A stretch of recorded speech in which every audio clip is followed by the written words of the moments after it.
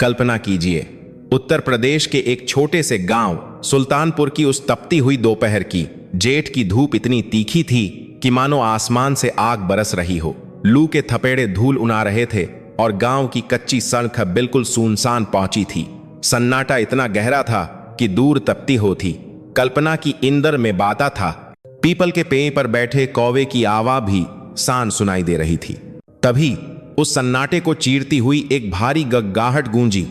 धूल का एक गुबार हुआ और इंडियन आर्मी का एक काफिला, 3 बड़े हरे ट्रक उस उबा खाबर रास्ते से गुजरे।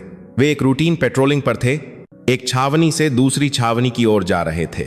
सैनिकों के चेहरे पसीने से लथपथ थे, लेकिन उनकी आंखों में वही सतर्कता थी जिसके लिए वे जाने जाते हैं। अचानक सबसे आगे वाले ट्रक के ड्राइवर ने बोर से ब्रेक मारा। टायरों की चीख के साथ पूरा काफिला रुक गया। पीछे बैठे सूबेदार सिंह ने खिड़की से बाहर झांका। माथे पर शिकन थी। उन्होंने सोचा शायद कोई जानवर रास्ते में आ गया है या इंजन में कोई खराबी है, लेकिन मामला कुछ और ही था। सामने का नहारा देखकर उनकी सांसें थम गईं। उन्होंने अपनी पूरी सर्विस में सियाचिन से लेकर राजस्थान के बॉर्डर तक बहुत कुछ देखा था, लेकिन ऐसा ननारा कभी नहीं देखा था। गांव के उस खुले मैदान में जहां बच्चे अक्सर क्रिकेट खेला करते थे, आज एक अजीबोगरीब मशीन खड़ी थी और उस मशीन के बीचों बीच बैठा था एक छोटा सा बच्चा। मुश्किल से 14-15 साल का होगा। उसके कपचे मैले थे, जगह जगह से फटे हुए, और पूरा शरीर काले गाय ग्रीस और तेल में सना हुआ था। लेकिन वह मशीन किसी अजूबे से कम नहीं थी। लोहे के पाइप, टूटे हुए साइकिल के रिम, पुराने जनरेटर का इंजन और न जाने किस किस कबान को जोकर बनाया गया एक ढांचा जो देखने में एक हेलीकॉप्टर जैसा लग रहा था। सूबेदार सिंह और उनके साथी ट्रक से नीचे उतरे। बूटों की आवाज सुनकर भी उस लौटके का ध्यान नहीं भटका। वह पूरी तरह से अपनी धुन में मग्न था। उस कबान के ढेर से बने हेलीकॉप्टर का इंजन एक अजीब सी फटे हुए ढोल जैसी आवाज कर रहा था।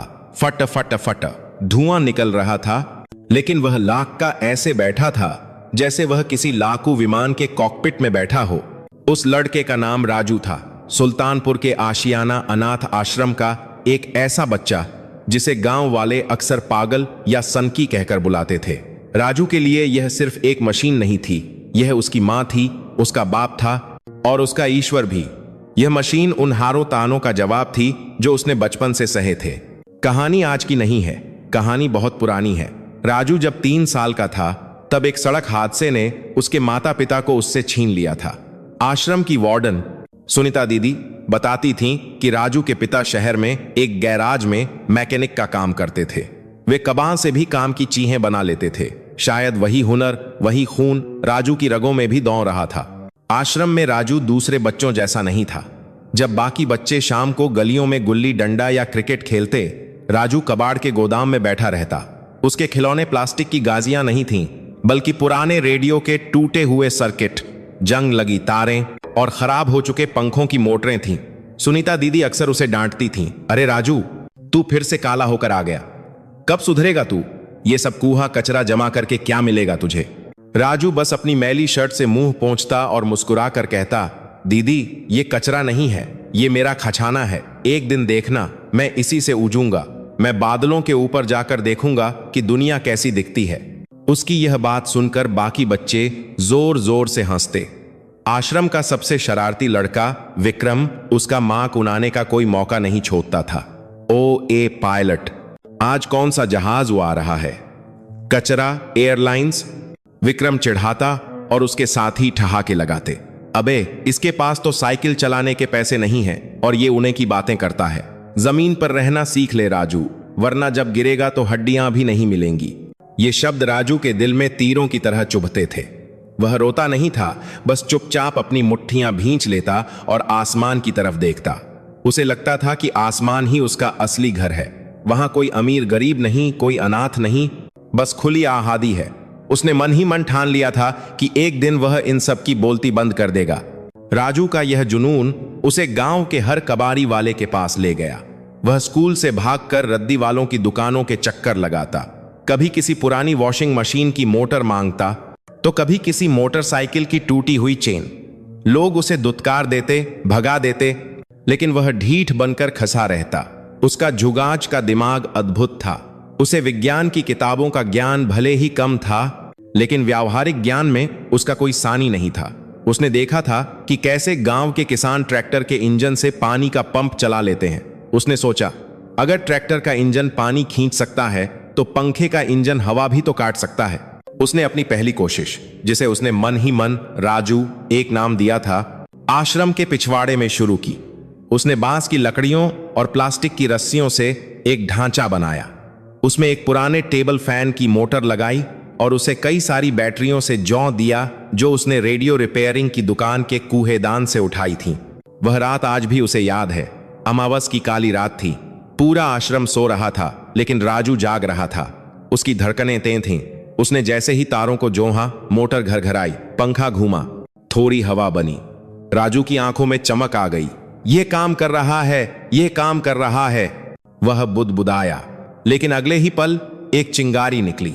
पुरानी तारों ने लोड नहीं उठाया और मोटर में शॉर्ट सर्किट हो गया। देखते ही देखते वहां धुआं उठने लगा। राजू घबरा गया।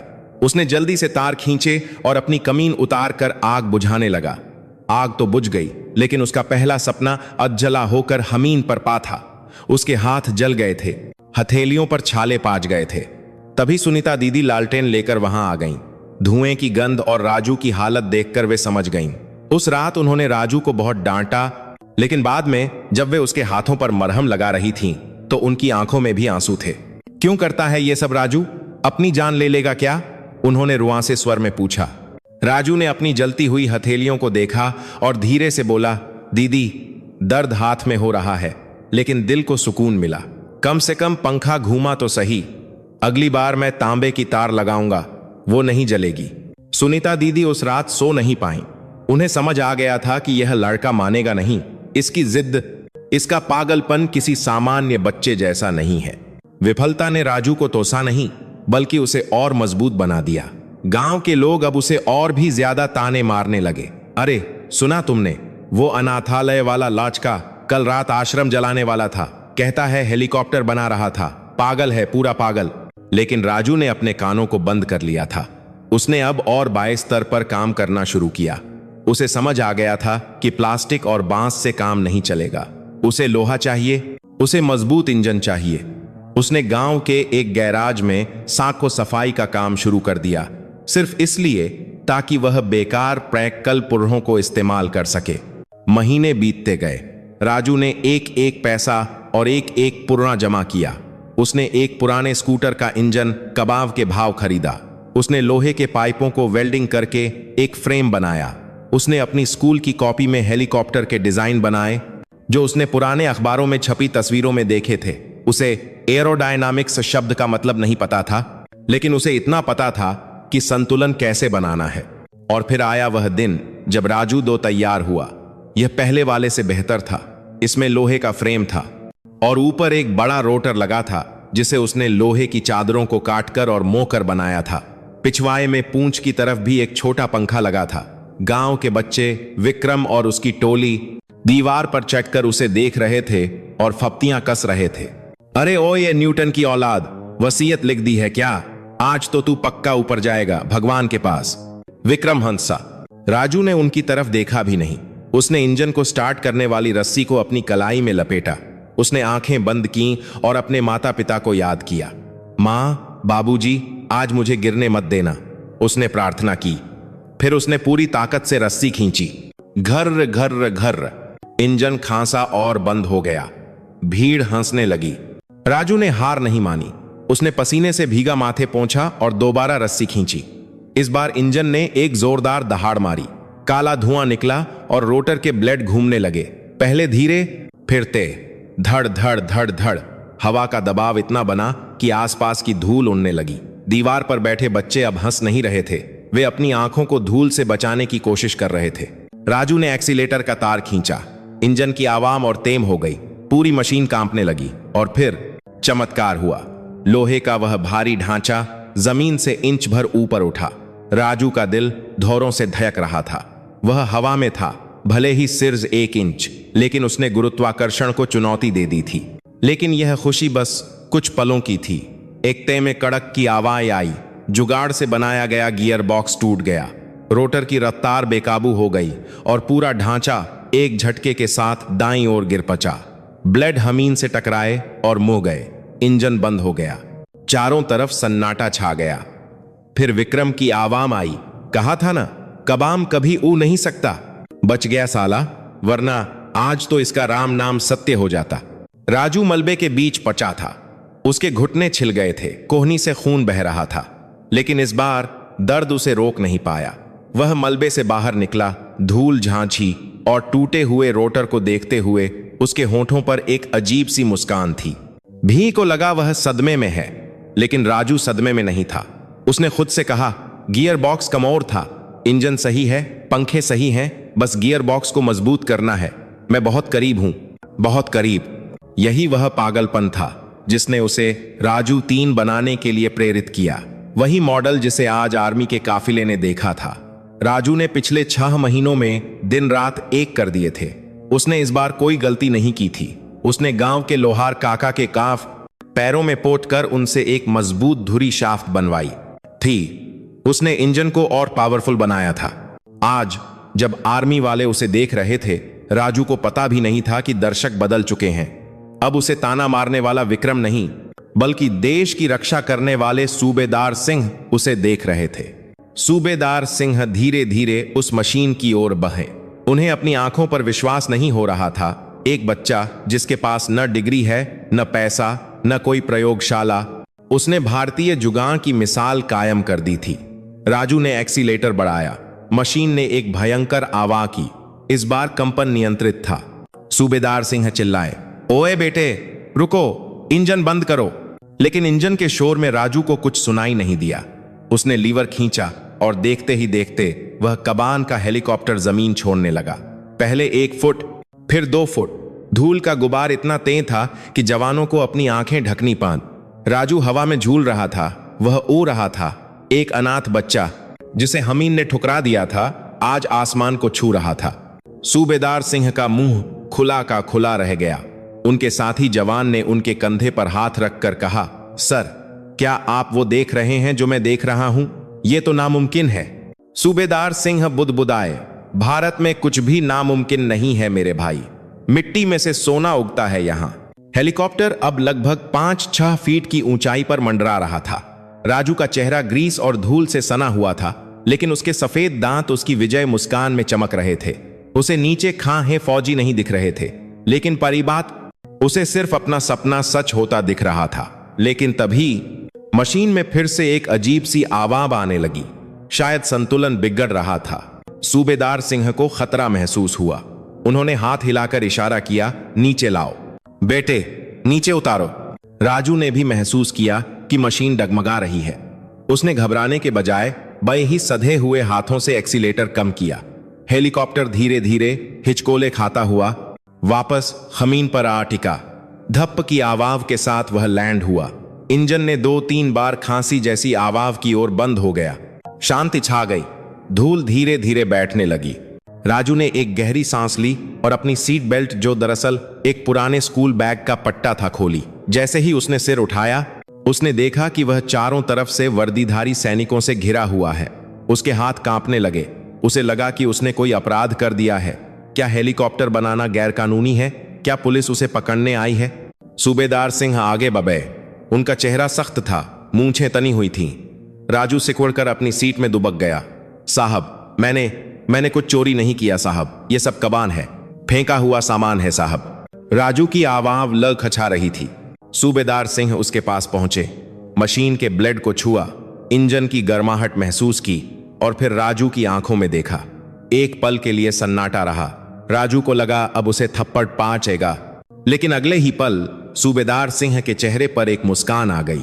उन्होंने अपना हाथ आगे बढ़ाया और बोले, बेटे, चोरी तो तुमने की है। तुमने गुरुत्वाकर्षण ग्रेविटी के नियम की चोरी की है। क्या नाम है तुम्हारा? राजू ने डरते डरते हाथ मिलाया। उसका छोटा सा तेल से सना हाथ सूबेदार के मजबूत हाथ में खो गया। राजू साहब, राजू, सूबेदार सिंह ने दोहराया। तुम्हें पता है तुमने क्या किया है? तुमने वो किया है जो बपे बपे इंजीनियर करोड़ों रुपये खर्च करके करते हैं। डरो मत शेर के बच्चे, हम तुम्हें पकाने नहीं आए। हम तो बस यह देखने आए थे कि इस धूल भरे गांव में यह तूफान कौन ला रहा है। तभी पीछे से विक्रम और गांव के कुछ लोग भी दौड़ते हुए आ गए। उन्होंने जब आर्मी को देखा तो डर गए। सरपंच भी अपनी लाठी टेकते हुए आ पहुंचे। अरे साहब, माम कर दीजिए, सरपंच ने हाथ जोड़ते हुए कहा। यह लड़का अनाथ है, थोड़ा दिमाग से पैदल है। हम इसे बहुत समझाते हैं कि यह सब लोहे लखा से न खेले, पर मानता नहीं। अगर इसने कोई नुकसान किया है तो हम भरपाई कर देंगे, पर इसे ले मत जाइए। सरपंच की बात सुनकर सूबेदार सिंह की त्योरियां चौंक गईं। वे मुंहे और काचक आवा में बोले, दिमाग से पैदल? बाबा, ये लड़का पागल नहीं है, ये जीनियस है। और आप कह रहे हैं नुकसान? अरे इसने तो इस गांव का नाम रोशन कर दिया है। जिस हुनर को आप पागलपन कह रहे हैं, दुनिया उसे इनोवेशन कहती है। भी सन्न रह गई।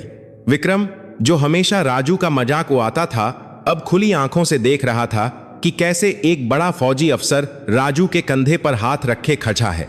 राजू, सूबेदार सिंह ने कहा, क्या तुम हमारे साथ चलोगे हमारे बेस में? वहां हमारे पास बड़ी वर्कशॉप है, बड़े टूल्स हैं। तुम वहां यह सब और अच्छे से सीख सकते हो। राजू की आंखें फटी की फटी रह गईं। फौज में? मैं? हां तुम, क्योंकि इस देश को किताबों में रट्टा मारने वालों की नहीं, तुम जैसे लोहे को आकार देने वालों की जरूरत है। उस दोपहर सुल्तानपुर ने एक और नहारा देखा। राजू, वह अनाथ लड़का जिसे कल तक दुत्कारा जाता था, आज आर्मी की जिप्सी में आगे की सीट पर बैठा था। उसका कबान का हेलीकॉप्टर ट्रक में लोड किया जा रहा था। जाते जाते राजू ने पीछे मुड़ कर देखा।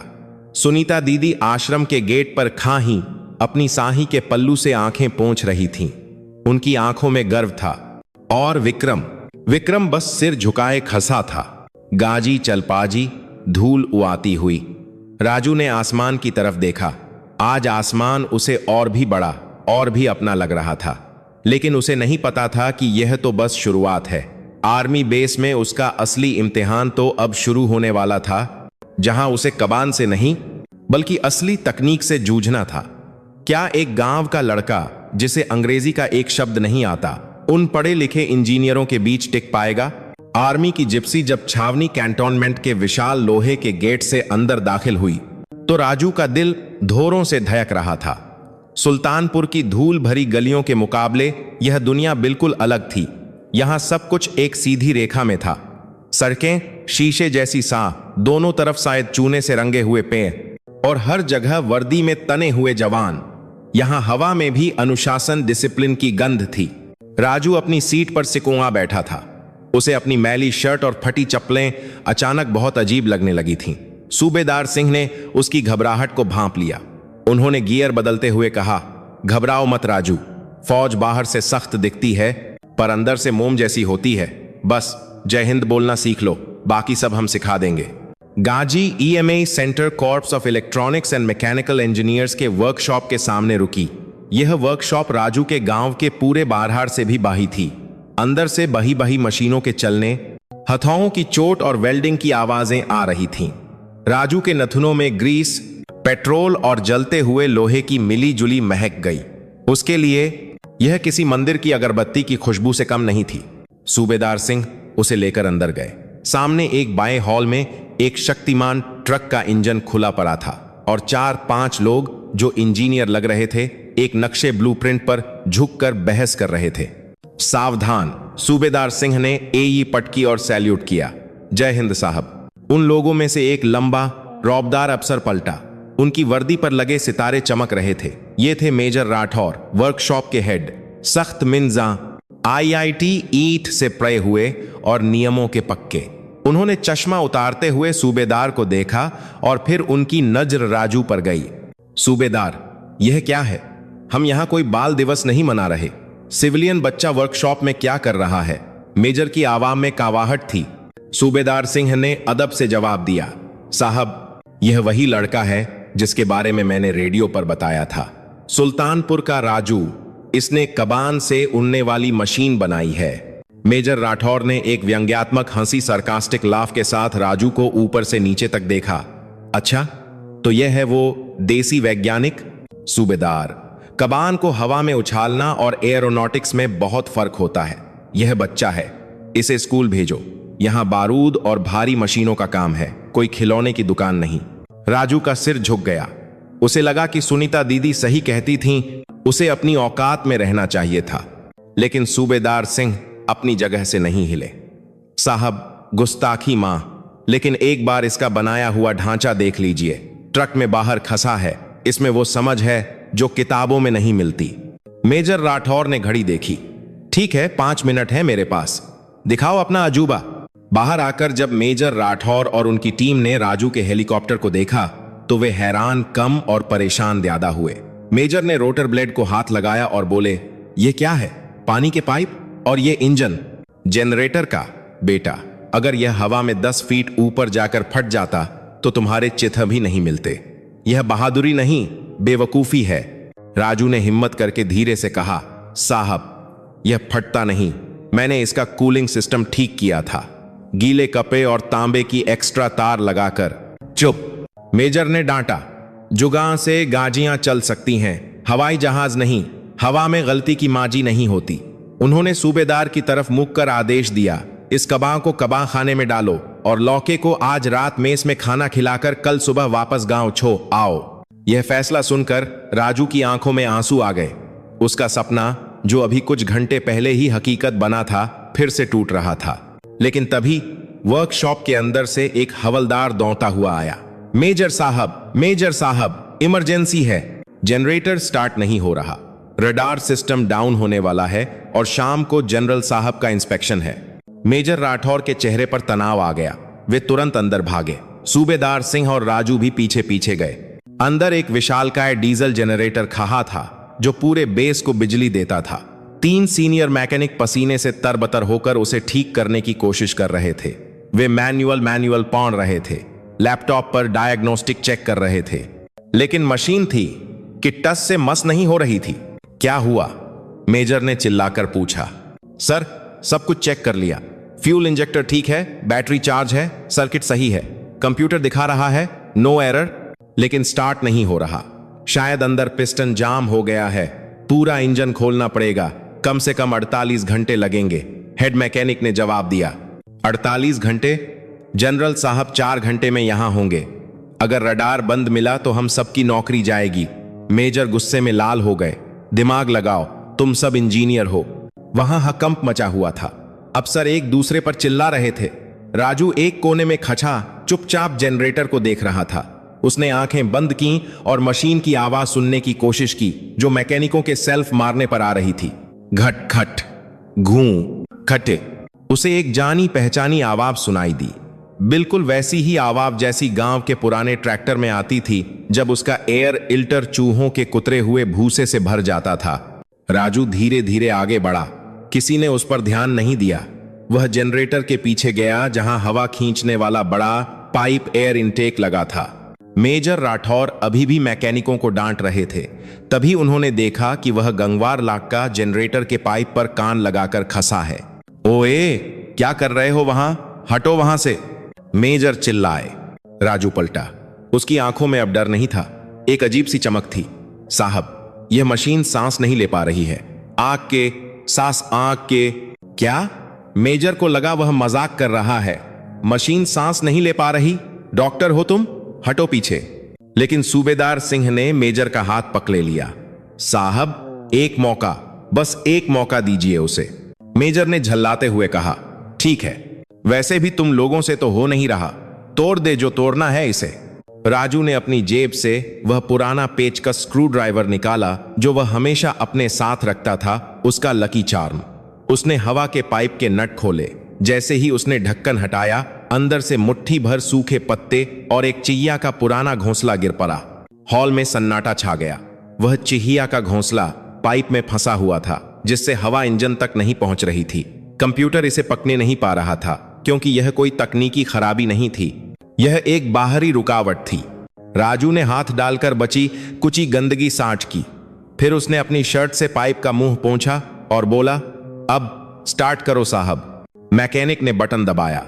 एक ही झटके में जनरेटर धंग धंग धंग करके गरज उठा। बत्तियां जल उठीं। रडार सिस्टम की बीप सुनाई देने लगी। ठंडी हवा के झोंके ने पसीने से लथपथ अफसरों को राहत दी। राजू ने अपना पेचकस वापस जेब में रखा और कोने में जाकर खचा हो गया, जैसे उसने कुछ किया ही न हो। मेजर राठौर स्तब्ध थे। आईआईटी की डिग्री, मोटे मोटे मैनुअल और कंप्यूटर डायग्नोस्टिक्स एक तरफ और इस गांव के लौके का कान एक तरफ। वे राजू के पास गए। इस बार उनकी नौरों में हिकारत नहीं बल्कि एक सवाल था। तुम्हें कैसे पता चला? मेजर ने धीमे स्वर में पूछा।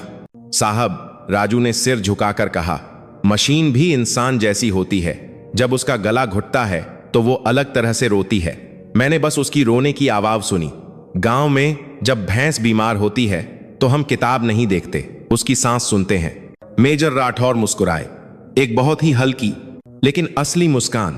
उन्होंने सूबेदार सिंह की तरफ देखा और कहा, सूबेदार, इसे वापस गांव मत भेजना। इसका एडमिशन कराओ, लेकिन स्कूल में नहीं, मेरी वर्कशॉप में। उस रात राजू को बैरक नंबर 4 में जगह मिली। उसे जवानों वाली एक एक्स्ट्रा वर्दी दी गई जो उसे थोड़ी ढीली थी। खाने में जब उसे मेज की थाली में राजमा, चावल और गर्म रोटी मिली तो उसकी आंखों में फिर से पानी आ गया। उसने पहला निवाला तोहा और मन ही मन कहा, दीदी, आज मैंने अपनी कमाई का खाना खाया है। लेकिन मुश्किलें अभी भात्म नहीं हुई थीं। यह तो बस शुरुआत थी। राजू का असली संघर्ष अब शुरू हुआ, भाषा और पाई का संघर्ष। अगले दिन से उसकी ट्रेनिंग शुरू हुई। उसे मशीनों के पुर्जे सान करने और टूल्स पकलाने का काम मिला। लेकिन सबसे बड़ी मुसीबत थी अंग्रेजी, इंग्लिश। वर्कशॉप में सब कुछ अंग्रेजी में लिखा था। टॉर्के, हाइड्रोलिक्स, एरोडायनामिक्स, वेलोसिटी। राजू के लिए ये शब्द किसी दूसरी दुनिया के मंत्र जैसे थे। जब इंजीनियर क्लास लेते तो राजू बस टुकुर टुकुर उनका मुंह देखता रहता। एक दिन क्लास में captain Verma lift and drag का सिद्धांत समझा रहे थे। वे ब्लैक बोर्ड पर जटिल समीकरण इक्वेशंस लिख रहे थे। उन्होंने राजू को खसा किया। राजू, बताओ बेर्नौलीज प्रिंसिपल क्या होता है? राजू चुप खसा रहा। क्लास के कुछ पढ़े लिखे कैडेट्स जो शहरों से आए थे दबी हंसी हंसने लगे। सर, इसे तो यह भी नहीं पता कि एप्पल माने सेब होता है। यह क्या बताएगा? राजू को फिर वही अपमान महसूस हुआ जो विक्रम के सामने होता था। उसे लगा कि शायद वह यहां के लायक नहीं है। वह यहां नट बोल्ट तो कस सकता है, लेकिन इन किताबों को नहीं हरा सकता। शाम को वह मायूस होकर एक पुराने हेलीकॉप्टर के ढांचे के नीचे बैठा था। सूबेदार सिंह वहां आए। वे अपने हाथ में 2 गिलास चाय लिए हुए थे। एक गिलास राजू को दिया और उसके साथ हमीन पर बैठ गए। क्या हुआ उस्ताद, चेहरा क्यों लटका है? सूबेदार ने पूछा। साहब, मुझसे नहीं होगा, राजू ने रुआ से गले से कहा। ये लोग बहुत होशियार हैं। ये अंग्रेजी बोलते हैं, बप्पे बप्पे हिसाब लगाते हैं। मैं तो बस एक मिस्त्री हूं। सूबेदार सिंह ने चाय की चुस्की ली और आसमान की तरफ इशारा किया। राजू, ऊपर देखो। क्या वो चील ईगल को ऊने के लिए बर्नौलीज प्रिंसिपल पढ़ना पड़ता है? क्या उसे पता है कि हवा का दबाव क्या है? राजू ने सिर हिलाया। नहीं साहब। तो फिर वो कैसे उड़ती है? क्योंकि उसे हवा से प्यार है।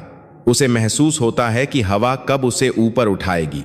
तुम्हारे पास वो है जो इन किताबों में नहीं है, सहज ज्ञान, इंस्टिंक्ट। रही बात अंग्रेजी की, तो वो बस एक भाषा है, होशियारी नहीं। तुम मशीन की भाषा जानते हो, वो सबसे जरूरी है। सूबेदार सिंह ने अपनी जेब से एक हिंदी अंग्रेजी डिक्शनरी निकाली और राजू के हाथ में रख दी। इसे अपना हथियार बनाओ। रोज 10 शब्द सीखो। जिस दिन तुम इन इंजीनियरों को इनकी ही भाषा में समझाओगे कि मशीन कैसे ठीक करते हैं, उस दिन असली जीत होगी। राजू ने उस डिक्शनरी को ऐसे थामा जैसे कोई सैनिक अपनी राइफल थामता है। अगले 6 महीने राजू के लिए तपस्या जैसे थे। दिन में वह वर्कशॉप में तेल पानी का काम करता और रात को बैरक के बाथरूम की लाइट के नीचे बैठकर डिक्शनरी रटता। वह हर पुर्जे के नाम को हिंदी और अंग्रेजी में लिखता। उसकी कॉपी काली पड़ चुकी थी, लेकिन उसका दिमाग तेम होता जा रहा था। उसने दोस्ती भी की मशीनों से। वह वर्कशॉप में खाए चीता और चैताक हेलीकॉप्टरों को घंटों निहारता। वह समझता कि रोटर कैसे मुनता है, पूंछ कैसे दिशा बदलती है। वह किताबों के ज्ञान को अपने अनुभव से जोड़ने लगा। उसे समझ आया कि जिसे वह पंखे का झुकाव कहता था, उसे अंग्रेजी में एंगल ऑफ अटैक कहते हैं। चीजें वही थीं, बस नाम बदल गए थे। धीरे धीरे वर्कशॉप के लोग भी बदलने लगे। जिस लड़के का वे मजाक उड़ाते थे, अब वे मुश्किल फंसने पर उसी को आवाज देते। अरे राजू को बुलाओ, वो आवाज सुनकर बता देगा बेरिंग कहां घिस रहा है। राजू कबाड़ी वाले से राजू उस्ताद बनता जा रहा था, लेकिन उसकी असली परीक्षा अभी बाकी थी। एक ऐसी परीक्षा जहां न तो जुगां काम आने वाला था और न ही डिक्शनरी। वहां सिर्फ जिगर काम आने वाला था। सर्दी का मौसम आ गया था। उत्तर भारत में कड़ाके की ठंड पार रही थी। एक दिन सुबह सुबह बेस में सायरन बजा।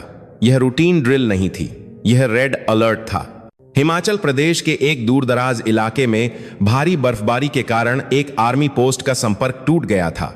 वहां कुछ जवान घायल थे और उन्हें तुरंत निकालना जरूरी था, लेकिन मौसम इतना एराब था कि कोई भी हेलीकॉप्टर उड़ने का जोखिम नहीं ले सकता था। बर्फीले तूफान ब्लिजर्ड में रोटर ब्लेड्स पर बर्फ जमने, ईजिंग का खतरा था, जिससे इंजन फेल हो सकता था। कमांड सेंटर में नक्शा खुला हुआ था। कर्नल, मेजर, राठौर और सीनियर पायलट्स मौजूद थे। माहौल तनावपूर्ण था। हम रिस्क नहीं ले सकते, एक सीनियर पायलट ने कहा। विजिबिलिटी 0 है और अगर रोटर पर बर्फ जमी तो हेलीकॉप्टर पत्थर की तरह नीचे गिरेगा। हमारे पास डी-आइसिंग सिस्टम वाले हेलीकॉप्टर वहां उपलब्ध नहीं है, लेकिन हमारे जवान वहां मर रहे हैं। कर्नल ने मेज पर मुक्का मारा। हमें कुछ तो करना होगा। मेजर राठौर सोच में डूबे थे। तभी उन्हें पीछे खचा राजू दिखा, जो चाय की ट्रे लेकर आया था। राजू नक्शे और अफसरों के चेहरों को देख रहा था। उसे समझ आ गया था कि समस्या बर्फ है। राजू ने झिझकते हुए मेजर के पास जाकर धीरे से कहा, साहब, अगर रोटर को गर्म रखें तो बर्फ नहीं जमेगी ना? मेजर ने उसे घूरा। हाँ आइंस्टीन, हमें पता है, लेकिन रोटर को गर्म करने के लिए हीटर लगाने की जगह नहीं है और न ही इतना पावर है। यह हल्का हेलीकॉप्टर है। हीटर नहीं साहब। राजू ने अपनी जेब से एक सिक्का निकाला और उसे घुमाया। गांव में जब ठंड में पानी की पाइप जम जाती थी तो हम उसके ऊपर एग्जॉस्ट एक्स का धुआं छोड़ते थे, गर्म धुआं। मेजर राठौर रुक गए। उन्होंने राजू की बात पर गौर किया। धुआं? जी साहब, इंजन का धुआं बहुत गर्म होता है और वो बेकार पीछे निकल जाता है। अगर हम एक पाइप से उस धुएं को रोटर के बेस की तरफ मोड़ दें तो वो ब्लेड की जजों को गर्म रखेगा, बर्फ नहीं जमेगी। कमरे में सन्नाटा छा गया। यह एक ऐसा जुगाड़ था जो किसी मैनुअल में नहीं था। यह खतरनाक था, लेकिन तार्किक लॉजिकल भी था। सीनियर पायलट ने कहा, यह पागलपन है। अगर पाइप लीक हुआ तो इंजन में आग लग सकती है। मेजर राठौर ने राजू की आंखों में देखा। वहां वही चमक थी जो उस दिन जनरेटर ठीक करते वक्त थी। मेजर ने कर्नल की तरफ देखा। सर, हमारे पास कोई और रास्ता नहीं है और यह लटका। इसका पागलपन कई बार काम करता है। कर्नल ने एक गहरी सांस ली। तुम्हारे पास 1 घंटा है। अगर यह काम नहीं किया तो हम कोर्ट मार्शल के लिए तैयार रहें। अब वर्कशॉप में जंग जैसा माहौल था। राजू, मेजर राठौर और पूरी टीम जुट गई। राजू ने खुद वेल्डिंग मशीन उठाई। वे हेलीकॉप्टर के एग्जॉस्ट पाइप को काटकर उसे रोटर शाफ्ट की तरफ मोड़ने लगे। यह एक देसी बाईपास सर्जरी थी। राजू के हाथ बिजली की रफ्तार से चल रहे थे। उसे न भूख थी न प्यास। उसे बस उन जवानों की जान बचानी थी। 1 घंटे बाद चीता हेलीकॉप्टर तैयार था। उसके एग्जॉस्ट से अब एक अजीब सा पाइप निकलकर ऊपर जा रहा था। देखने में यह भद्दा लग रहा था। किसी ने कहा, यह आर्मी का चॉपर कम और गांव का जनरेटर ज्यादा लग रहा है। पायलट कॉकपिट में बैठा। रोटर घूमा। गर्म धुआं ऊपर की तरफ गया। ब्लेड्स के पास की हवा गर्म हो गई। सिस्टम नॉर्मल है सर, पायलट ने रेडियो पर कहा। हेलीकॉप्टर उआ और सैद तूफान में गायब हो गया। बेस पर सब लोग रेडियो के पास कान लगाकर बैठे थे। एक मिनट एक घंटे जैसा लग रहा था। राजू ने अपने हाथ जोड़ रखे थे। वह भगवान से नहीं, विज्ञान के उस छोटे से नियम से प्रार्थना कर रहा था जिस पर उसने दांव खेला था। 2 घंटे बाद रेडियो पर आवाज आई, base, this is Eagle 1, mission accomplished, mission accomplish. घायलों को उठा लिया है, हम वापस आ रहे हैं। और हां, रोटर पर एक रत्ती भर भी बर्फ नहीं जमी। राजू का हीटर काम कर गया। ओवर। पूरे रूम में तालियों की गंगाहट गूंज उठी। कर्नल ने मेजर राठौर की पीठ थपथपाई। मेजर राठौर सीधे राजू के पास गए। राजू एक कोने में खजा मुस्कुरा रहा था। उसका चेहरा फिर से काला हो चुका था। मेजर राठौर ने इस बार हाथ नहीं मिलाया। उन्होंने राजू को गले लगा लिया। शाबाश, मेजर ने कहा, आज तुमने साबित कर दिया कि डिग्री कागज पर होती है, लेकिन काबिलियत खून में होती है। राजू की आंखों से आंसू बह निकले। यह उसके लिए किसी मेडल से कम नहीं था, लेकिन उसे नहीं पता था कि उसकी यह छोटी सी जीत एक बहुत बेतुहान का संकेत थी, क्योंकि अब उसकी नर सिर्फ मरम्मत करने पर नहीं थी। अब वह खुद कुछ बनाना चाहता था, कुछ ऐसा जो दुनिया ने पहले कभी नहीं देखा हो। और इसके लिए उसे एक ऐसे दुश्मन से लड़ना था जो न इंसान था न मशीन। वह था उसका अपना अतीत। वक्त के पहिए ने 8 साल का सर तय कर लिया था। सुल्तानपुर का वह छोटा सा लड़का राजू अब 23 साल का एक नौजवान बन चुका था। उसके चेहरे पर अब बचपन की मासूमियत की जगह एक गहरी संजीदगी थी, लेकिन आंखों में वही पुरानी चमक, आसमान को मुट्ठी में करने की इद्द अब भी कायम थी। अब वह सिर्फ राजू मैकेनिक नहीं था, वह इंडियन आर्मी की एविएशन कोर एविएशन कॉर्प का सबसे भरोसेमंद टेक्निकल एडवाइजर था। हालांकि उसके पास आज भी इंजीनियरिंग की कोई बड़ी डिग्री नहीं थी, लेकिन उसके नाम के आगे लगे JCO जूनियर कमीशन्ड ऑफिसर के रैंक और सीने पर लगे मेडल्स उसकी काबिलियत की गवाही देते थे। मेजर राठौर, जो अब कर्नल बन चुके थे, ने अपना वादा निभाया था।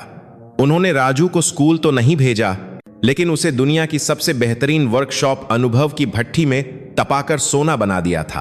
कहानी दिल्ली के साउथ ब्लॉक रक्षा मंत्रालय के एक आलीशान कॉन्फ्रेंस हॉल में पहुंचती है। कमरे में एयर कंडीशनर की धीमी आवाज के अलावा पिन ड्रॉप साइलेंस था। हॉल के बीचों बीच एक बाई महोगनी टेबल के चारों तरफ देश के बाई रक्षा अधिकारी, ब्यूरोक्रेट्स और विदेशी डेलीगेट्स बैठे थे। सामने स्क्रीन पर एक विदेशी हेलीकॉप्टर यूरोकॉप्टर XZ का प्रेजेंटेशन चल रहा था। एक विदेशी अफसर जो महंगे सूट में था, अपनी फर्राटेदार अंग्रेजी में समझा रहा था कि भारत को यह हेलीकॉप्टर क्यों खरीदना चाहिए।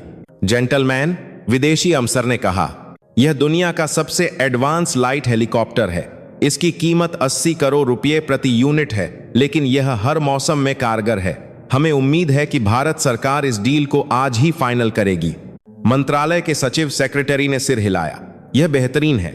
हमारे पास ऐसा कोई स्वदेशी इंडिजिनस विकल्प नहीं है, हमें इसे इंपोर्ट करना ही होगा। तभी कमरे के पिछले हिस्से से एक आवाज आई, सर, एक विकल्प है। सबकी गर्दनें पीछे घूमी। वहां राजू खसा था, साधारण वर्दी में, हाथ में एक पुरानी डायरी लिए। कुछ ब्यूरोक्रेट्स ने उसे हिकारत से देखा। एक जूनियर अफसर इतने बाजे लोगों के बीच कैसे बोल सकता है? सचिव ने चश्मा ठीक किया। कौन है आप और क्या विकल्प है? कर्नल राठौर, जो टेबल के कोने पर बैठे थे, ने गर्व से परिचय दिया। सर, यह JCO राजू है, हमारी टेक्निकल टीम का हिस्सा। राजू आगे बढ़ा। उसने स्क्रीन पर चल रहे विदेशी हेलीकॉप्टर की तरफ इशारा किया। सर, यह हेलीकॉप्टर बेहतरीन है, इसमें कोई शक नहीं, लेकिन यह यूरोप के मौसम के लिए बना है। राजस्थान की 50 डिग्री गर्मी और सियाचिन की 40 डिग्री सर्दी में इसके सेंसर्स को दिक्कत होगी।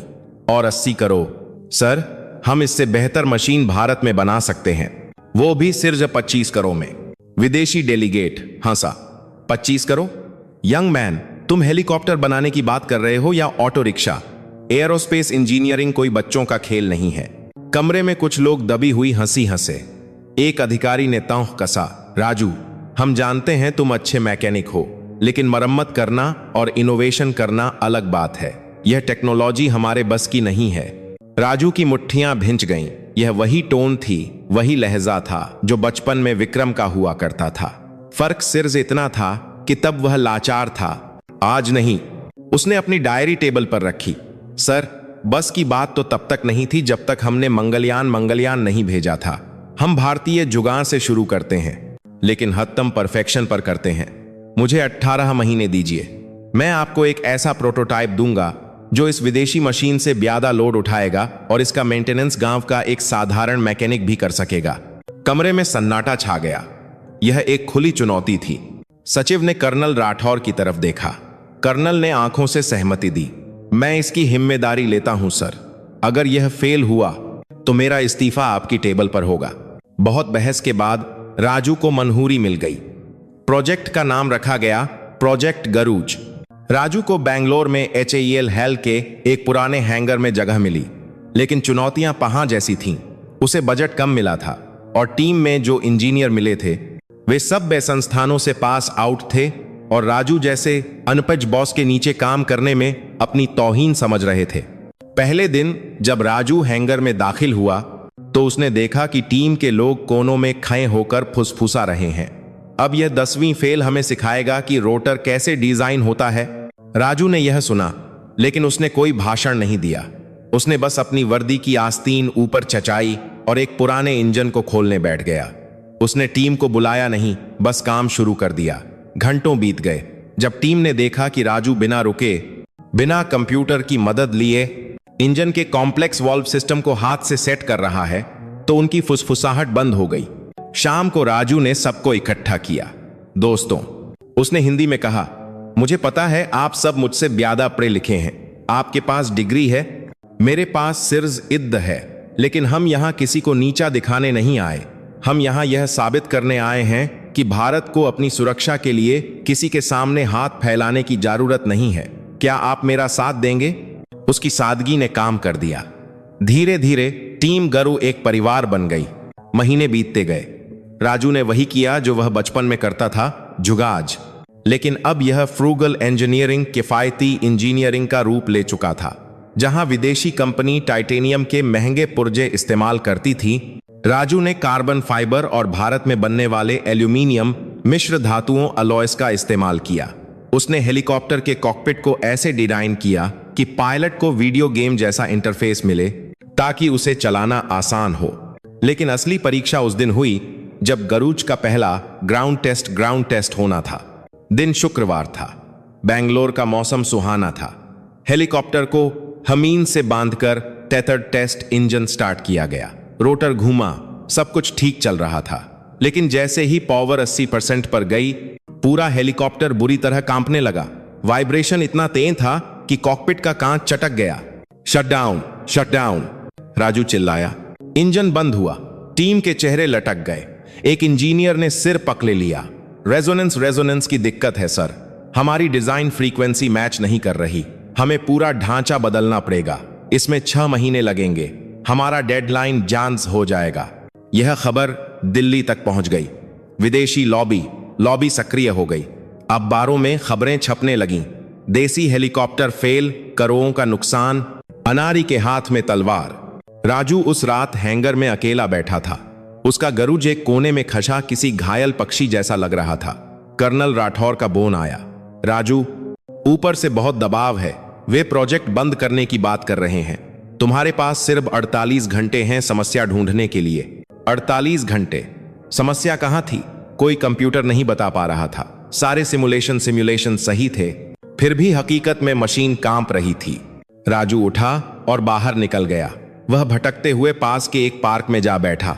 उसका दिमाग सुन्न था। क्या वह वाकई फेल हो गया? क्या वह सिर्फ एक कबाड़ी वाला ही था जो बबे सपने देख रहा था? तभी उसकी नजर एक चीपर पार्क में एक छोटा बच्चा लट्टू स्पिनिंग टॉप नचा रहा था। लट्टू तेजी से घूम रहा था, एकदम स्थिर। लेकिन जैसे ही बच्चा उसे छूता, लट्टू कांपने लगता और फिर अपनी धुरी एक्सिस बदलकर दोबारा स्थिर हो जाता। राजू की आंखों में बिजली कौंधी। धुरी, एक्सिस। वह पागलों की तरह वापस हैंगर की तरफ दौड़ा। वह समझ गया था कि गलती कहां है। विदेशी हेलीकॉप्टर में जो गियर बॉक्स होता है वह एकदम सख्त रिजिड होता है। राजू ने भी वही कॉपी करने की कोशिश की थी, लेकिन भारतीय धातु मेटल की प्रकृति अलग थी। उसे सख्ती नहीं, थोड़ी लचीलापन, फ्लेक्सिबिलिटी चाहिए था। राजू हैंगर में घुसते ही चिल्लाया, रबर, हमें रबर चाहिए। उसकी टीम जो ऊंघ रही थी चौंक उठी। सर, गियर बॉक्स के नीचे हम उसे लोहे के बोल्ट से नहीं बल्कि रबर के डैम्पर्स पर रखेंगे। जैसे ट्रक के इंजन के नीचे रबर के गुटके होते हैं, वो कंपन सोख लेंगे। एक इंजीनियर ने कहा, सर, लेकिन एविएशन ग्रेड रबर आने में हेतों लगेंगे। राजू हंसा, वही पुरानी शरारती हंसी। कौन सा एविएशन ग्रेड? हमें सिर्फ शॉक अब्जॉर्बर चाहिए। जाओ, बानार से ट्रक के सस्पेंशन वाले रबर पैड्स लेकर आओ, हम उन्हें तराश कर लगाएंगे। लेकिन टाइम मैन 2000 उमेर में एक कोक सार के टीम हैरान थी, लेकिन राजू का आत्मविश्वास संक्रामक था। रात भर काम चला। ट्रक के रबर पैड्स को काटा गया, घिसा गया और हेलीकॉप्टर के सबसे संवेदनशील हिस्से में लगाया गया। यह जुगाच का सबसे उच्चतम स्तर था। हाईटेक मशीन में लो टेक समाधान। अगली सुबह डेडलाइन का दिन था। रक्षा मंत्रालय की टीम और वही विदेशी डेलीगेट्स फाइनल इंस्पेक्शन के लिए आए थे। उनके चेहरों पर एक विजयी मुस्कान थी, जैसे वे पहले ही जानते थे कि राजू हार चुका है। विदेशी अनसर ने हेलीकॉप्टर को देखा। मिस्टर राजू, सुना है कल कांच टूट गया था, क्या आज हम हेलमेट पहनकर खड़े हों? राजू ने विनम्रता से जवाब दिया, सर, आज आप बस अपनी आंखों पर चश्मा लगा लीजिए, कहीं गरुड़ की धूल आपकी आंखों में न चली जाए। राजू कॉकपिट में बैठा। उसने अपनी पुरानी डायरी को डैशबोर्ड पर रखा, अपनी मां की तस्वीर को छुआ और इंजन स्टार्ट किया। गरूज का इंजन दहा, रोटर घूमने लगे। 20%, 50%, 80%। सबकी सांसें थमी थीं। वह कंपन, वह जानलेवा वाइब्रेशन नदारद था। हेलीकॉप्टर मक्खन की तरह स्मूथ चल रहा था। राजू ने रबर के उन टुकड़ों पर भरोसा किया था और उन्होंने उसे धोखा नहीं दिया। राजू ने कर्नल राठौर की तरफ थम्स अप किया और कलेक्टिव लीवर उठाया। गरूज जमीन छोकर ऊपर उठा। 10 फीट, 50 फीट, 100 फीट। वह हवा में स्थिर खसा था, जैसे कोई तपस्वी ध्यान में बैठा हो। राजू ने उसे दाएं मोना, बाएं मोना और फिर एक ऐसा कर्तव्य मैनवर दिखाया जिसे देखकर विदेशी डेलीगेट्स का मुंह खुला रह गया। उसने हेलीकॉप्टर को तेजी से नीचे गिराया और हेमीन से सिर्फ 5 फीट ऊपर अचानक रोक दिया। यह भारतीय इंजीनियरिंग की ताकत थी, सस्ती, टिकाऊ और निडर। जब राजू ने हेलीकॉप्टर लैंड किया तो विदेशी अफसर के पास बोलने के लिए शब्द नहीं थे। सचिव दौड़ते हुए आए और शोर के बीच ही चिल्लाए, अविश्वसनीय, यह तो विदेशी मॉडल से भी कम आवाज कर रहा है। राजू कॉकपिट से बाहर निकला, पसीने में लथपथ, लेकिन माथे पर शिकन नहीं। उसने विदेशी डेलीगेट के पास जाकर हाथ मिलाया। सर, राजू ने कहा, आपकी टेक्नोलॉजी परफेक्ट है, लेकिन हमारी टेक्नोलॉजी जिंदा है। इसे कहते हैं engineering with A heart, engineering with a heart. उस दिन 80 करोड़ की विदेशी डील रद्द हो गई। प्रोजेक्ट गरूज को हरी झंडी मिली। राजू ने न सिर्फ देश का पैसा बचाया था, बल्कि देश का स्वाभिमान भी बचाया था। लेकिन राजू के लिए यह अंत नहीं था। जीत के जश्न के बीच उसका होन बजा। सुल्तानपुर से सुनीता दीदी का होन था। उनकी आवाज घबराई हुई थी। राजू, उत्तराखंड में बादल फट गया है। केदारनाथ के ऊपर वाले गांवों में बाम आ गई है। हारों लोग फंसे हैं। मौसम इतना राब है कि आर्मी के बजे हेलीकॉप्टर वहां नहीं जा पा रहे और छोटे हेलीकॉप्टरों में इतनी ताकत नहीं है कि वे लोगों को निकाल सकें। राजू ने ओन कसकर पकड़ लिया। उसका गरू अभी सिर्फ एक प्रोटोटाइप था। उसका आधिकारिक परीक्षण, ऑफिशियल टेस्टिंग अभी पूरा नहीं हुआ था। उसे ओआना नियमों के खिलाफ था। लेकिन राजू ने कर्नल राठौर की तरफ देखा। कर्नल समझ गए। सर, राजू ने कहा, मशीन तैयार है और मिशन सामने है। क्या हम अब भी कागजों का इंतजार करेंगे? कर्नल राठौर ने एक पल सोचा, फिर अपनी टोपी ठीक की। भाव में गए नियम, टैंक फुल करो, हम उत्तराखंड जा रहे हैं। यह राजू की जिंदगी का सबसे बड़ा मिशन होने वाला था। अब लड़ाई किसी विदेशी कंपनी से नहीं, बल्कि प्रकृति नेचर के प्रकोप से थी। उसे गरूज को उन घाटियों में ले जाना था जहां हवा भी जाने से डरती थी, और उसे यह साबित करना था कि उसका बनाया हुआ यह देसी परिंदा असली तूफान में भी उड़ सकता है। उत्तराखंड के पहाड़ उस दिन शांत नहीं थे, वे रो रहे थे। केदारनाथ घाटी में बादलों ने ऐसा कहर बरपाया था कि मंदाकिनी नदी अपने उफान पर थी। सदियों पुराने पत्थर तिनकों की तरह बह रहे थे। बारिश की बूंदें गोलियों की तरह बरस रही थीं। गुप्त काशी के पास एक अस्थाई आर्मी बेस बनाया गया था, जहां हारों तीर्थयात्री और स्थानीय लोग मदद की आस में आसमान की तरफ देख रहे थे। लेकिन आसमान खामोश था। घने कोहरे, फॉग और तेज हवाओं के कारण वायुसेना के बब्बे मी-17 हेलीकॉप्टर उड़ान नहीं भर पा रहे थे। उनकी विजिबिलिटी शून्य थी और घाटी संकरी नैरो होने के कारण बब्बे रोटर के पहाड़ों से टकराने का खतरा था। कर्नल राठौर और राजू जब वहां पहुंचे तो माहौल निराशाजनक था। उनका प्रोटोटाइप गरू एक ट्रक के पीछे तिरपाल से ढका हुआ खसा था। बारिश इतनी तेज थी कि आंखों के सामने खसा इंसान भी धुंधला दिखाई दे रहा था। बेस कमांडर ब्रिगेडियर नायर एक नक्शे पर झुके हुए थे। वे हताश लग रहे थे। कर्नल राठौर, आप यहां क्यों आए हैं? यह कोई परीक्षण क्षेत्र नहीं है, यह आपदा है। कर्नल राठौर ने सलूट किया। सर, हम मदद के लिए आए हैं। हमारा हेलीकॉप्टर छोटा है, हल्का है। यह उन तंग घाटियों में घुस सकता है जहां आपके बाडे चॉपर्स नहीं जा सकते। ब्रिगेडियर ने गुस्से से कहा, पागल हो गए हो? वह एक प्रोटोटाइप है। अगर वह क्रैश हो गया तो? मेरे पास पहले से ही मुसीबतों का पहाड़ है। मैं एक और हादसा नहीं चाहता। तभी रेडियो पर एक टूटी फूटी आवाज आई, मेडे मेडे, हम सोनप्रयाग के ऊपर वाली चोटी पर फंसे हैं। स्कूल की छत ढह गई है, 20 बच्चे हैं, पानी बन रहा है, प्लीज। आवाज एक कांपते हुए शिक्षक की थी। कमरे में सन्नाटा छा गया। सोनप्रयाग की वह छोटी बादलों में घिरी थी। वहां पहुंचने का कोई रास्ता नहीं था। हमीन खिसक चुकी थी। राजू, जो अब तक चुप खसा था, आगे बढ़ा। उसने ब्रिगेडियर की आंखों में देखा। सर, वो बच्चे इंतहार नहीं कर सकते और मेरा गरुज भी तैयार है। अगर मैं नहीं गया तो मैं अपनी मशीन को कभी मान नहीं कर पाऊंगा। ब्रिगेडियर नायर ने राजू के चेहरे पर वो जुनून देखा जो उन्होंने कारगिल युद्ध के दौरान अपने जवानों में देखा था। उन्होंने एक गहरी सांस ली। तुम्हारे पास एक मौका है। अगर मौसम ज्यादा बिगजा तो तुरंत वापस लौटना, यह आदेश है। कुछ ही मिनटों में तिरपाल हटाया गया। बारिश में भीगता हुआ गरूज अपनी असली परीक्षा के लिए तैयार था। राजू पायलट की सीट पर नहीं बैठा, उसने को पायलट की सीट ली, क्योंकि पहाजी उड़ान के लिए एक अनुभवी पायलट, स्क्वाड्रन लीडर त्यागी उसके साथ थे। लेकिन मशीन का असली दिल राजू के हाथों में था। उसका बनाया हुआ नेविगेशन सिस्टम और इंजन कंट्रोल। इंजन स्टार्ट हुआ। गरुज ने हवा में छलांग लगाई। जैसे ही वे घाटी में घुसे, दुनिया सैद हो गई।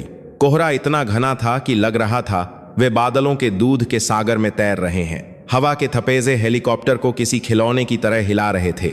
विजिबिलिटी 0 है राजू, मुझे कुछ नहीं दिख रहा। स्क्वाड्रन लीडर त्यागी ने चिल्लाकर कहा, हमें वापस लौटना चाहिए। राजू ने अपनी आंखें बंद की। उसने वही किया जो उसने उस रात जनरेटर के साथ किया था। उसने मशीन को महसूस किया। उसने अपने बनाए हुए टेरेन मैपिंग सिस्टम को ऑन किया। एक सस्ता सा रडार जो उसने कारों के रिवर्स पार्किंग सेंसर्स के सिद्धांत पर बनाया था। सर, बाईं तरफ चट्टान है, 30 डिग्री दाएं मुड़िए, अब सीधा चलिए। राजू ने शांत आवाज में निर्देश दिया। उसकी स्क्रीन पर पहाड़ लाल लकीरों के रूप में दिख रहे थे। यह कोई करों का मिलिट्री रडार नहीं था, लेकिन यह काम कर रहा था। वे धीरे धीरे उस स्कूल की टूटी हुई इमारत के ऊपर पहुंचे। नरारा दिल दहला देने वाला था। एक छोटा सा टापू बचा था जिसके चारों तरफ मौत का सैलाब बह रहा था। बच्चे एक दूसरे से चिपक कर खाए थे, भीग रहे थे और रो रहे थे। लैंड करने की जगह नहीं है, त्यागी चिल्लाए। छत कमजोर है, अगर हम उतरे तो छत गिर जाएगी। राजू ने नीचे देखा। सर, हम उतरेंगे नहीं, हम हॉव करेंगे। हवा में लटक कर बच्चों को खींचेंगे। यह बहुत खतरनाक था। तेम हवा में हेलीकॉप्टर को एक जगह स्थिर रखना लगभग नामुमकिन था। त्यागी ने हेलीकॉप्टर को छत से महज 3 फीट ऊपर रोका। रोटर की हवा से पानी की बौछारें उड़ रही थीं। राजू ने दरवाजा खोला। बर्फीली हवा ने उसके चेहरे पर तमाचा मारा। उसने रस्सा नीचे फेंका। एक एक करके बच्चे ऊपर आने लगे। 5 बच्चे, 10 बच्चे, 15 बच्चे। हेलीकॉप्टर भारी होता जा रहा था। गरु का डिजाइन लोड 1200 किलो था, लेकिन अब वनन बना रहा था। वार्निंग लाइट जलने लगी। ओवरलोड। त्यागी ने चेतावनी दी। राजू, हम लिमिट पार कर रहे हैं। इंजन गर्म हो रहा है। हमें बाकी बच्चों को छोड़ना पड़ेगा और दोबारा आना पड़ेगा। राजू ने नीचे देखा। अभी भी 5 बच्चे और एक बूढ़ा शिक्षक बचे थे और पानी का स्तर तेजी से बंग रहा था। अगर वे गए तो वापस आने तक ये लोग नहीं बचेंगे। राजू ने इंजन के तापमान गेज गोज को देखा। सुई लाल निशान पर थी। उसने अपने झुगाज वाले रबर डैम्पर्स को याद किया। नहीं सर, राजू ने दांत पीसते हुए कहा, हम किसी को नहीं छोएंगे। यह मशीन नहीं टूटेगी। मैंने इसे अपने हाथों से बनाया है।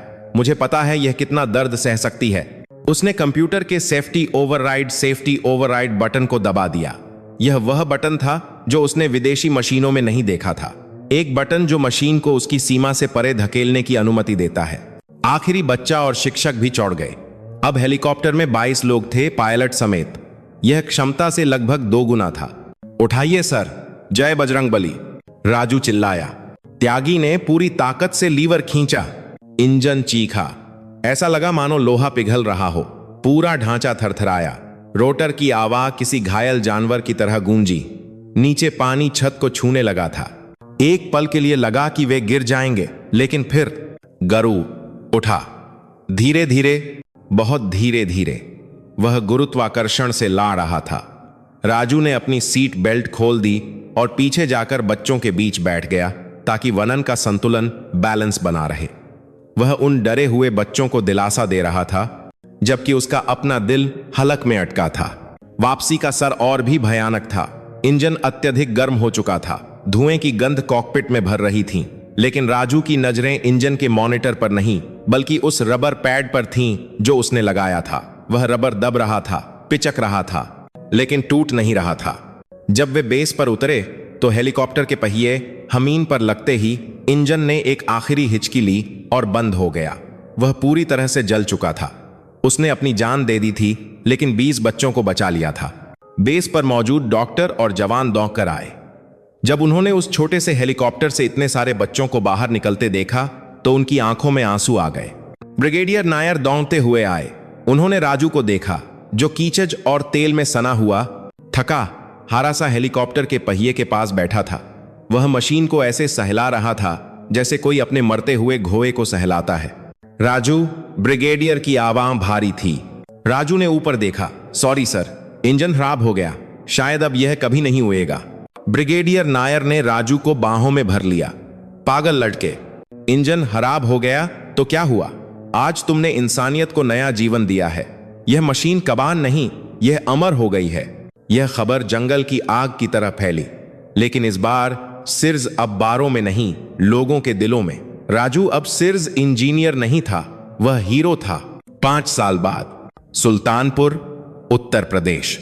गांव का नहारा बदल चुका था।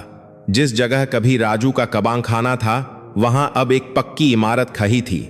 उसके गेट पर बहाए अक्षरों में लिखा था, राजू इनोवेशन स्कूल, यहां सपने देखे नहीं बनाए जाते हैं। आज स्कूल का उद्घाटन था। फीता काटने के लिए कोई मंत्री नहीं, बल्कि सुनीता दीदी आई थीं। उनके बाल अब सैद हो चुके थे, लेकिन चेहरे पर वही ममता थी। और उनके साथ खशा था विक्रम, राजू का बचपन का वह दोस्त जो कभी उसे चिढ़ाता था। आज विक्रम इस स्कूल का मैनेजर था और गर्व से सबको बता रहा था कि उसका दोस्त कितना महान है। स्टेज पर राजू खचा था। अब वह कैप्टन राजू मानद उपाधि था। उसके सामने सैकड़ों बच्चे बैठे थे, गांव के बच्चे, जिनके कपचे भले ही मैले थे, लेकिन आंखों में सपने थे। राजू ने माइक संभाला।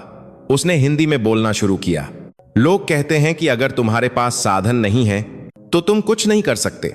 वे कहते हैं कि हवाई जहाज सिर्फ बड़े शहरों के लोग बना सकते हैं, जिनके पास बड़ी डिग्रियां होती हैं। लेकिन मैं आपसे कहता हूं, वो यह झूठ है। उसने अपनी जेब से वही पुराना पेचकस स्क्रू ड्राइवर निकाला और हवा में लहराया। मैंने अपनी शुरुआत कचरे के ढेर से की थी। मेरे पास सिर्फ 2 चीजें थीं, एक यह पेचकस और दूसरा मेरा जुगां। दुनिया कहती है जुगांच का मतलब काम चलाऊ होता है, लेकिन मैं कहता हूं जुगांच का मतलब है हार न मानना। जब सारे दरवाजे बंद हो जाएं, तो खिड़की तोड़कर रास्ता बनाना। भेद तालियां बजाने लगी। आज यह स्कूल इसलिए है ताकि किसी और राजू को पागल न कहा जाए। यहां हम आपको रट्टा मारना नहीं सिखाएंगे, यहां हम आपको पेचकस पकड़ना सिखाएंगे, मशीन की धड़कन सुनना सिखाएंगे। क्योंकि याद रखना दोस्तों, बाह्य स्कूल तुम्हें इंजीनियर बना सकते हैं, लेकिन देश को बदलने के लिए तुम्हें इंसान बनना होगा। एक ऐसा इंसान जो अपने हुनर का इस्तेमाल सिर्फ पैसे कमाने के लिए नहीं, बल्कि किसी की जान बचाने के लिए करे। राजू ने आसमान की तरफ देखा। दूर एक हेलीकॉप्टर गुजर रहा था। यह गरुज का नया मॉडल था, गरुमार आई, जो अब भारतीय सेना की शान था और जिसका निर्माण भारत में ही हो रहा था। उस हेलीकॉप्टर की गंगाहट में राजू को अपने पिता की, सुनीता दीदी की डांट की और उन 20 बच्चों की हंसी की आवाज सुनाई दे रही थी। उसने मुस्कुराते हुए अपनी बात खत्म की। मेरे एक गुरु ने कहा था, मिट्टी से सोना उगता है यहां। आप सब वही सोना है, बस खुद को तपाने से मत डरना। जय हिंद, जय हिंद। हारों बच्चों की आवाज से सुल्तानपुर गूंज उठा और उस दिन गांव के उस धूल भरे मैदान में हारों नए पंख उग आए, जो भविष्य में इस देश को नई ऊंचाइयों पर ले जाने के लिए तैयार थे। राजू की उड़ान पूरी हो चुकी थी, लेकिन भारत के सपनों की उड़ान बस शुरू हुई थी।